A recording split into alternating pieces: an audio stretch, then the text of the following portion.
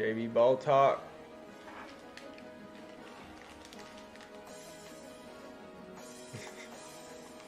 Pretty sure we're live. Test. JB Ball Talk. Yeah, it's a little bit delayed. Yeah, it's delayed, but we're good. All right, so we out here. We live. Welcome in. Any people tuning in early, we appreciate it. JB Ball Talk. We out here. I'm going JB Ball Talk. Josh, JB Ball Talk out there. So let's get right into it, Joel. We got the NBA playoffs right around the corner. I'm excited, man.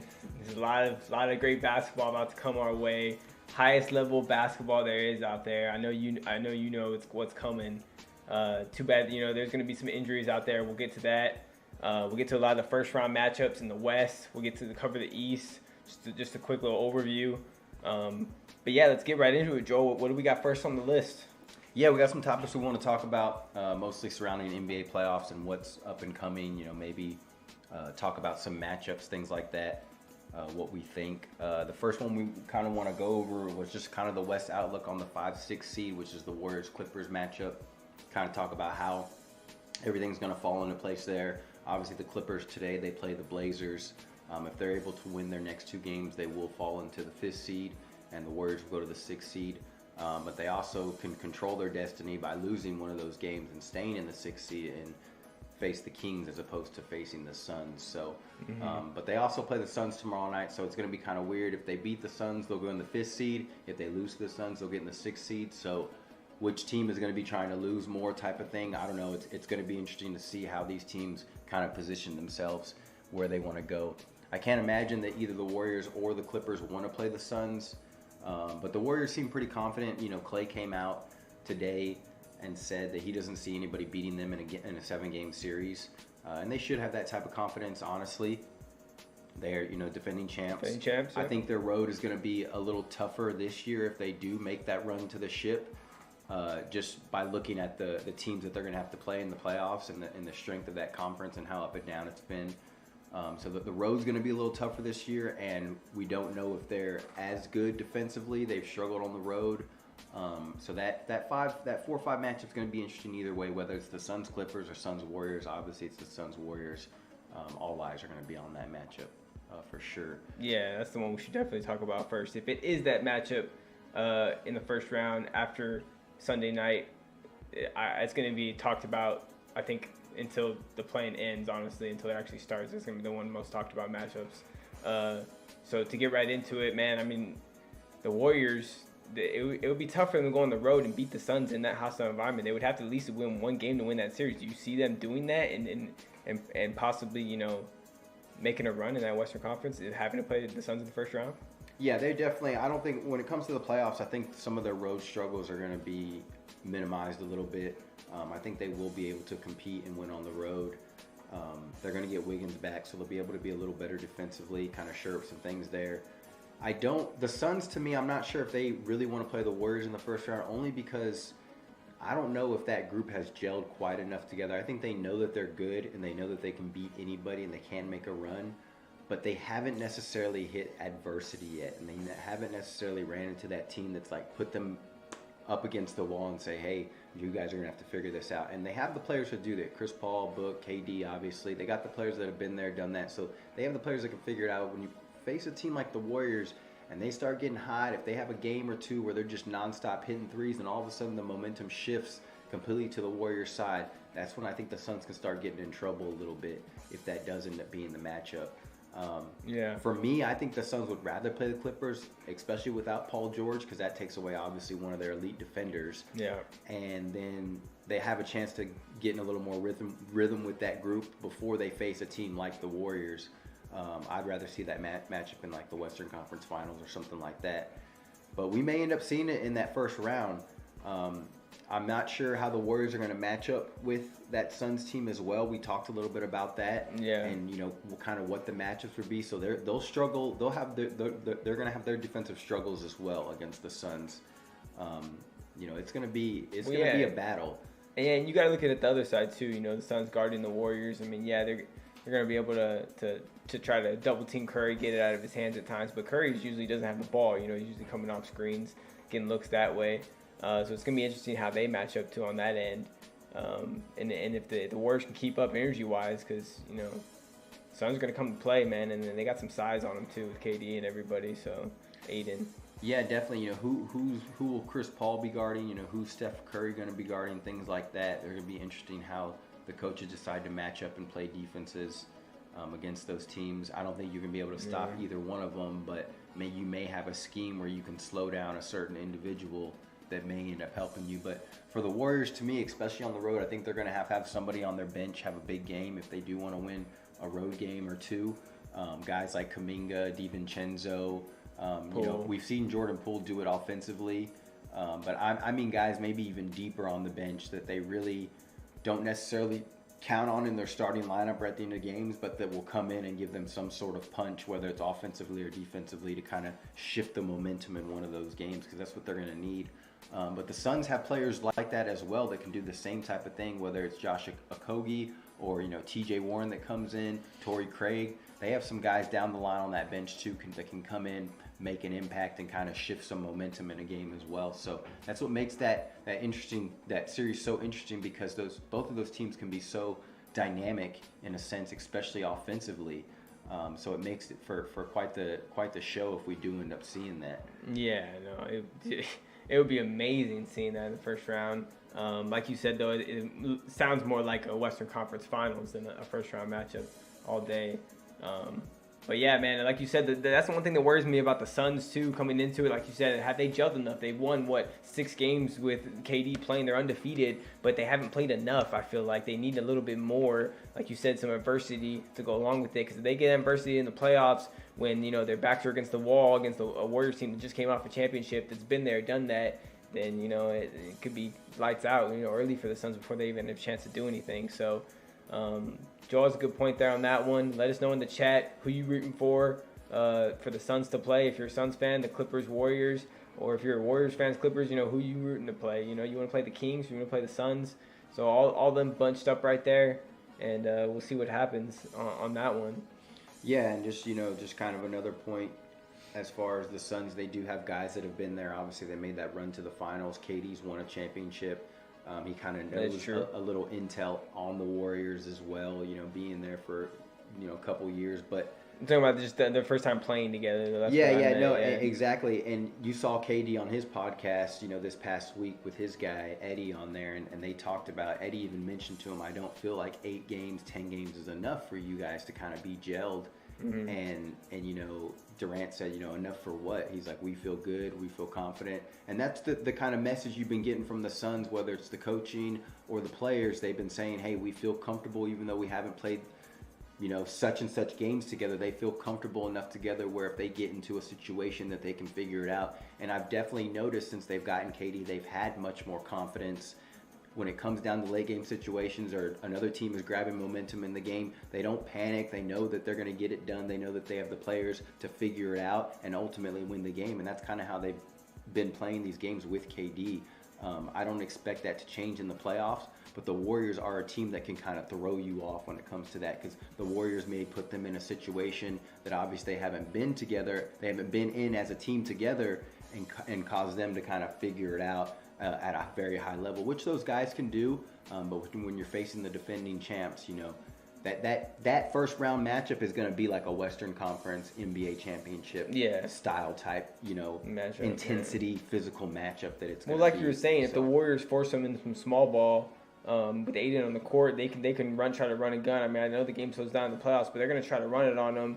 They try to play some small ball, and you know how the Warriors like to move the ball in the half court. They got that old school Greg Popovich from Steve Kerr's offense, and they like to move the ball, get in people, you know, just doesn't stick, goes around, and that could make the Suns move around. I mean, they got good defensive players over there, KD and Aiden. Don't get me wrong, but when you get those big boys moving, you know, that's a lot a lot of body to slow down and keep going, go fast and slow down. You know what I mean? Yeah, so, for sure. So that's rotating. What's going to wear on their bodies, and over time, you know, in the fourth quarter, you know, the Warriors could be dicing them up, but we'll see, man. I mean, it's going to be a great matchup either way. I'm really looking forward to it if it does go down. But even that, we can get into, I guess, the Clippers and Suns. If that's going to be the matchup, we should maybe dive into that a little bit, Joel. How do you feel they would match up with no Paul George? Obviously, they still got Kawhi. They Yeah. got some other good young players. They got Bones Highland. They got Westbrook. Probably going to start for them at least. Maybe not finish the game. They got Terrence Mann. Yeah. Who else do you think could help them out? Yeah, and that's one thing about the Clippers, that even without Paul George, they still have some pretty good perimeter defenders that they can put on Paul and Book and try to slow those guys down. I do think, obviously, the series would favor the Suns because there is no Paul George. I mean, it's going to be hard to just outscore and out-talent a team like the Suns without a guy like Paul George on your team to kind of help out. So, to me, I would have to favor the Suns in that series only because of that injury. But I think with Paul George in the lineup, the Clippers are actually best suited to kind of defend a team like the Suns and slow them down a little bit. So Yeah, those wing defenders. yeah, exactly. Long wing defenders, good one-on-one individual defenders in Kawhi and PG and Terrence Mann. So they're going to miss that from Paul George, especially the perimeter defense. So I would see the Suns winning that game. I think Russell Westbrook, though, would come in and make a big impact as well. I just don't think that they would have enough at the end of the day. Ty Lue will make some good adjustments, but to me, they won't have enough against that Suns team. Man, this is gonna be great. I'm just thinking about this right now. You mentioned Westbrook. I mean, I mentioned him too a second ago. I wasn't even thinking about this, but so either way, Durant's either gonna play his old team or he's gonna play his old teammate in Russell Westbrook in the first round. So it's gonna be great for the media. I know they're gonna live it up. Yeah. Either way, it's going to be drama. Yeah, either way, it's going to be drama for KD. So I think he sees it coming too at the end of the day. But I think their best matchup for the Suns, like you said, for them to get in a rhythm and actually make a deep run in this playoffs with this new squad with KD and how potent they could be, I think it would be a better matchup for the Clippers for them if they had to choose. Yeah. But obviously, it is what it is, and it's going to come down to these last few days. Let us know in the chat what you think is going to go down. We'd love to hear it. JB Balltag out here. Make sure you hit that like button, subscribe if you're tuning in. Great Saturday afternoon. We're doing a little 1 hour special, little show right here on the playoffs. Me and Joel just chopping it up.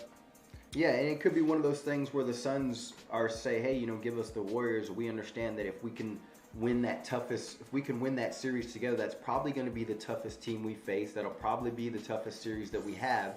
So if we can get out of that first round against the Warriors, at that point, they're going to have ultra confidence knowing that they can get all the way to the finals and compete with whether it be the Bucks, Celtics, or long shot Sixers maybe. But that's another conversation. But yeah, so that they may know that, hey, the Warriors are going to be our toughest opponent anyways. Let's just try to get them out of the way. Both teams may be looking at it that way, like, hey, let's just go into it. Obviously, we know that's going to be the toughest opponent, most likely, unless the Lakers start playing really well and they get out of that first round. That could be another team that will be a very tough opponent. But at the end of the day, that those teams just may be saying, hey, let's just get it out of the way, Yeah. But it'll be interesting to see either way. And that's another. I mentioned the Lakers. That's another thing I wanted to talk about was that first round matchup. Obviously, the play-in, we got the Lakers at 7, we got the Pels at 8. No Zion. Zion's not going to be coming back for the playoffs of the first round. That's the word right now. You got the T-Wolves at 9, and you got OKC at 10. My thoughts is that it's going to end up being the Lakers at 7 and the T-Wolves at 8. I think that's what it's going to end up being. Okay. I'm not sure what Ben thinks on that. You think the T-Wolves are going to beat the Pels? They play tonight or tomorrow? Right? No, they'll play next week in the play-in. So most likely it'll stay like that. Oh, you're saying. So I'm saying in the so play-in. you're saying the Lakers are going to win that first one, and the Yeah. Pels are going to play the T-Wolves in the second game. Yeah, exactly. Okay, So the okay, T-Wolves okay. will beat I understand. OKC is my prediction. The Lakers will beat the Pels if it stays like that, and then the Timberwolves will beat the Pels to get into that A seed. Okay. But what catches my eye is that Lakers-Grizzlies matchup, that first round. Grizzlies today just came out. Steven Adams will not be back for the playoffs. He's going to be done. They obviously lost Brandon Clark earlier in the season. He's out for the season. So that's 2 bigs down low that they've already lost. Jaren Jackson came back from injury this season. He's been playing great, playing like the defensive player of the year, but he ultimately cannot handle what the Lakers will have to bring on the inside by himself. He's going to need some help down there. So tough situation for the Grizzlies and their big man. I mean, they're really going to be thin inside.